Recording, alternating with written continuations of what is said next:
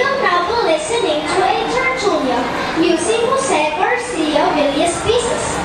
Erica, do you know what a tertulia is? Yes, it is a term for get-together during the earlier decades when there were no television sets or movies. People would gather around to listen to poetry readings or piano recitals instead. Quite different from today's high-tech entertainment. That is correct. For the first part of today's tertulia, I would like to introduce a very special and accomplished lady. One of the most recognized personalities in Philippine TV and cinema. Miss Cherie Gil appeared in notable films like Oro Plata Mata, Between Walang Ningning, and Ang Bukasayaki, wherein she won the FAMAS and FAP awards. The versatile actress also appeared on stage with the Tony Award-winning plays, Dogs and Masterclass, with works having been critically acclaimed and embraced by the public. Miss Cherie is a contemporary icon that embodies distinctive talent and timeless elegance, a rare gem in Philippine culture and arts. Let us welcome Miss Cherie Gil as she interprets some of the chosen words of Jose Garcia Villa. Entitled, First, a Poem Must Be Magical. In this poem, Villa declares his philosophy of poetry. He wants poetry, first of all, to be a form of sorcery, then a form of melody. He usually does unusual pairings of rhymes, but they also come out brilliant. The rhyming fulfills the poet's artistic prescription that a poem must be musical. So let's listen.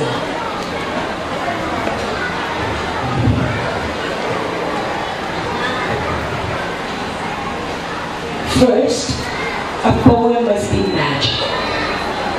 The musical is a secret.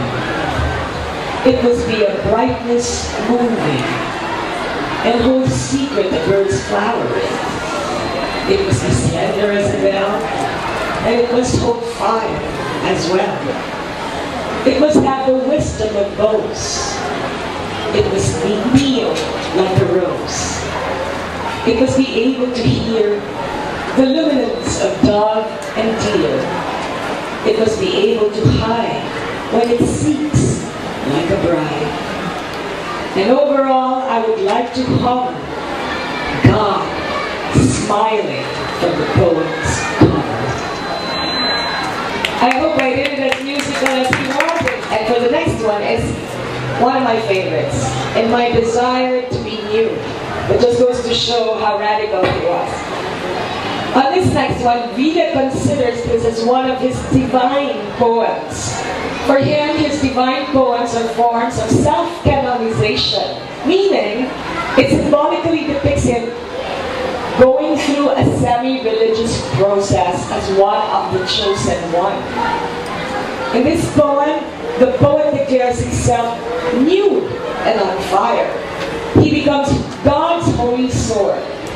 Villa was being quite playful and conceited in this piece, where he seemingly shows that he is the beautiful wrath of God.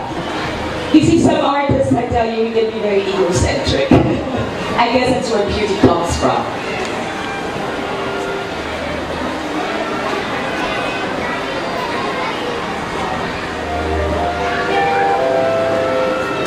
In my desire to be nude, I clothed myself in the fire.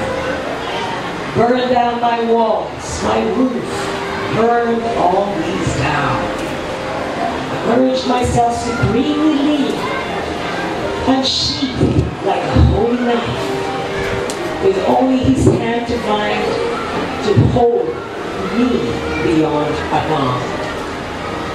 And found him, found